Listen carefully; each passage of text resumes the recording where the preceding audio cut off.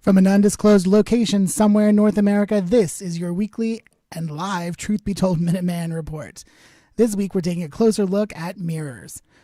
From Snow White and the Seven Dwarfs to Greek mythology, from Bloody Mary, that urban legend, to Oculus and the Candyman franchise, many of us have heard stories about magic mirrors, and not many of them are good. That's what we're talking about today. Right? So, welcome. According to occult lore, a mirror can be a doorway or a portal through which spirits, including ghosts and demons, can gain access to the physical world. In the world of paranormal investigation, mirrors are often seen as an issue in some cases of demonic infestations and hauntings, and they recommend removing or covering mirrors in homes that are plagued with unpleasant spirit activity. So since ancient times, mirrors, which translated, right, can be any shiny surface that has a reflection, has been regarded as a spirit doorway, which could be used to deliberately summon spirits into the world, and even be used for seeing into the future, right? In the Greek myth of Narcissus, right, he looks into a pool of water and sees his own reflection and is so entranced by how good looking he is, his reflection in the surface of the water, that he pines away and dies. So around the world, this negative connotation to mirrors, some cultures believe that mirrors are soul stealers. They have the power to suck souls out of the bodies, which leads to a lot of the traditions around mirrors and the dead. So if you think about Victorian times, or even kind of more rural areas here in the United States where a lot of these traditions are still practiced, when a person dies, mirrors in a house are usually turned over from this belief that if a corpse can see itself in the mirror, it leads to the soul of the dead not being able to rest. Or in some cultures, they believe that if a corpse sees its own reflection, that it becomes a vampire. Right? Likewise, if a person sees his or her own reflection in a room, in a mirror, in a room where someone has died, that's considered to be a death omen, right? I mean, that's pretty heavy stuff, right? And mirrors also, in sick rooms, people talk about covering mirrors in sick rooms because people who are sick, the soul is weakened and more vulnerable to possession during the illness. Right? That's a lot. So there are all of these, kind of traditions, folk traditions, beliefs. But I mean, is any of it real? And how do we prove it? Right? So renowned paranormal investigators, Ed and Lorraine Warren, we know them from the Conjuring films, right? They were the real life investigators who, tracked down, who investigated Annabelle, the Raggedy Ann doll that you can see on the screen, as well as several other really high profile cases of demonic possession in the 60s. But they actually had a case involving a conjuring mirror, which they claimed had invited demonic trouble into the life of the user. So if you look at the photo on your screen now, the Conjuring Mirror, this is actually a photo of the actual mirror from the case, which is now in the Warrens Occult Museum in Monroe, Connecticut. But the case centered around a guy that they called Oliver B., who was a 45-year-old man in New Jersey who purchased a mirror in an ornate frame for the express purpose of casting spells and putting curses on others. So he knew when he got this mirror that he was going to use it for no good. But Oliver claimed that he learned to see images clearly in the mirror by spending long periods of time gazing into the mirror with intense concentration. And after months of practice, he could state whatever he wanted to see, and the image would appear, including seeing future situations for himself. Then he began to conjure images of people he didn't like or people who had wronged him. And he would project an image of that person into the future and willed something bad to happen. And with the help of the demons that he said he'd summoned for that purpose, that scene would play out in the mirror, and then it would come to pass in reality. But, because there's always a but in these, right? Soon, that magic seemed to backfire on Oliver, and the misfortunes that he conjured for others began happening to him. Now, additionally, the demons he'd summoned were now infesting his home and creating unpleasant disturbances. Oliver said that he heard heavy breathing and loud footsteps, and that doors would open and close on their own. Objects were levitating in his house, and there was this crazy, unearthly howling that could be heard at night. And after only a week, right? So all of this stuff he's doing, and then it backfires, and it lasts a week. He deals with it for exactly a week before he contacts the Catholic Church. He is terrified of the mess that he'd made. He was referred to the Warrens, who investigated, and Ed Warren was able to undo the ritual that Oliver had done by performing it backwards. And that, they said, stopped the demonic oppression and nullified the mirror's magic. And after the case was over, Oliver, of course, gave the mirror to the Warrens, and it was placed in their museum, which was known as the Possessed Possessions. And as far as I know, the mirror is actually still there. So that was case one of a real life case with a magic mirror, or a mirror that had been used for magic, I guess. But there was recent activity regarding a magic mirror that dates all the way back to Queen Elizabeth I of England, right? In the 16th century, she had an advisor, a courtier named John Dee, who was known to be a scientist and a mathematician, but he had interests that swung toward the magical and mystical.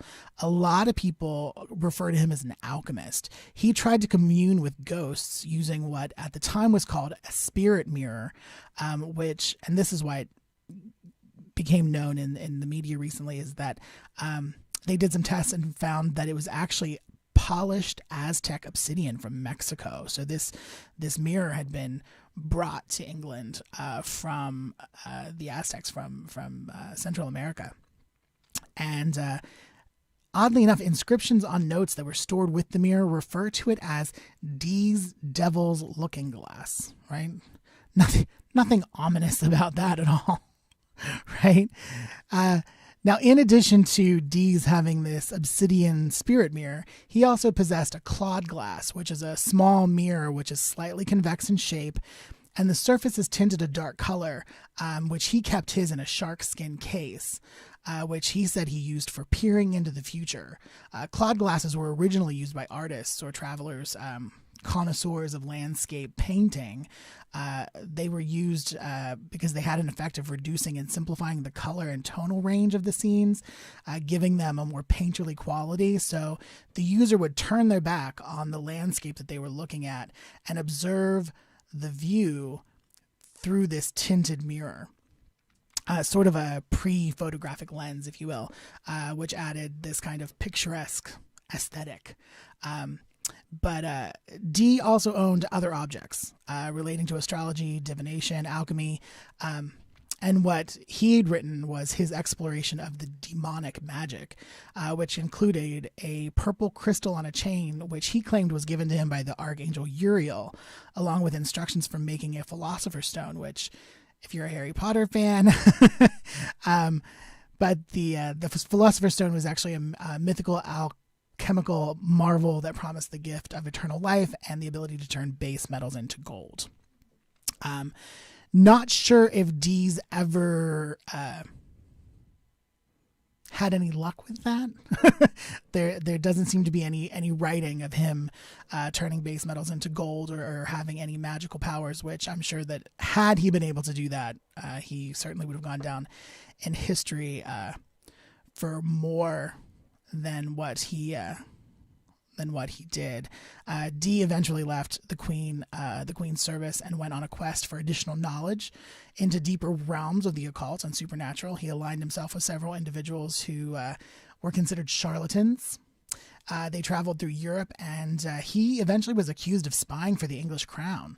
And upon his return to England, he found his home and library had been vandalized, and he had actually put together what was at the time the largest library in all of England. He did try to return to the Queen's service, but he was turned away when she was succeeded by James I. John Dees died in poverty in London. His gravesite is not known. His spirit mirror and his other occult artifacts are now part of the collections of the British Museum. So, yeah, so if he really did have these powers granted to him by the Archangel Uriel to make gold, he sure as hell didn't use it to help his position in any way, which it's kind of sad, right? Spend your entire life looking into mirrors, hoping to see the future and divining things for other people, and then you die penniless and alone. It's a little depressing. So, the Aztecs. Let's get back to the Aztecs, because they actually used obsidian mirrors for scrying and peering into the future, and for their religious rituals far longer or before the 16th century. However, their obsidian mirrors, many of which came from an area in Mexico called Pachuca, this was an area that had amazing obsidian resources that were exploited by the Aztecs themselves. And these mirrors were crafted with a very specific cultural context. And when colonizers took those mirrors from Mexico and brought them to Europe, they kind of brought along these beliefs, this kind of cultural context that these obsidian mirrors could be used to peer into the future and to contact other worlds.